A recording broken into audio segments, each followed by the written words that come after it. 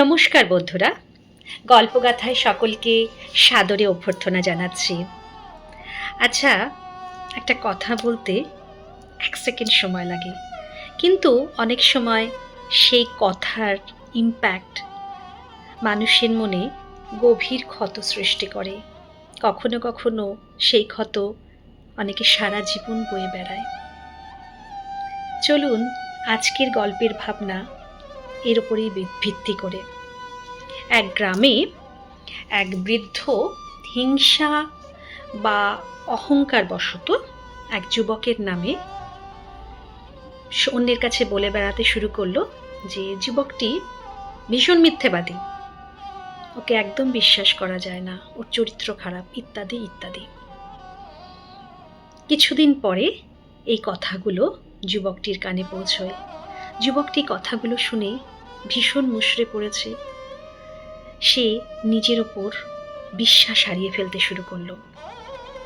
অবশেষে সে আদালতের দ্বারস্থ হয়েছে এবং বৃদ্ধটির বিরুদ্ধে মানহানির মামলা করে।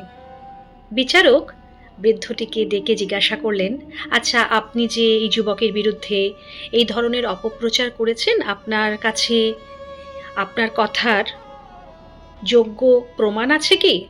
তাই শুনে বৃদ্ধটি বলছে, না বিচারক মহাশয়, আমার তো মনে হয়েছে, আমার যেন ওই ছেলেটিকে দেখে মনে হলো ওকে বিশ্বাস করা যায় না, তাই আমি বলেছিলাম। বিচারক শুনে ব্যক্তিটিকে একটি কাগজ দেয় এবং বলে, আপনি যা যা ভেবেছেন এবং যা যা করেছেন এই কাগজে সেগুলো লিখুন। তখন ব্যক্তিটি এগুলো লিখে নিয়ে বিচারককে দিয়েছে।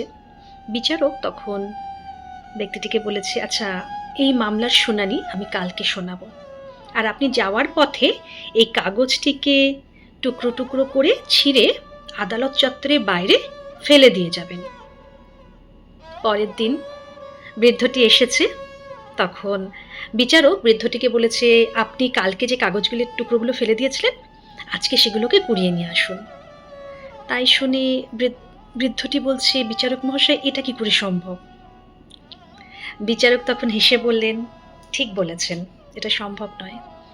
ঠিক আপনি যেভাবে এই যুবকের নামে মিথ্যে অপপ্রচার করেছেন, যা সমাজের বিভিন্ন স্তরে ছড়িয়ে পড়েছে, যা আপনি ফিরিয়ে আনতে পারবেন না।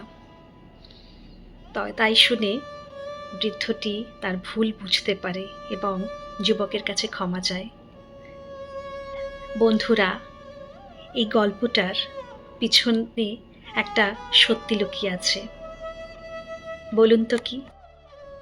একটা মিথ্যে কথা হাজারটা সত্যিকে মাটি করে দিতে পারে, আর সেই মাটির নিচে চাপা পড়ে যায় কারো বিশ্বাস, আত্মসম্মান।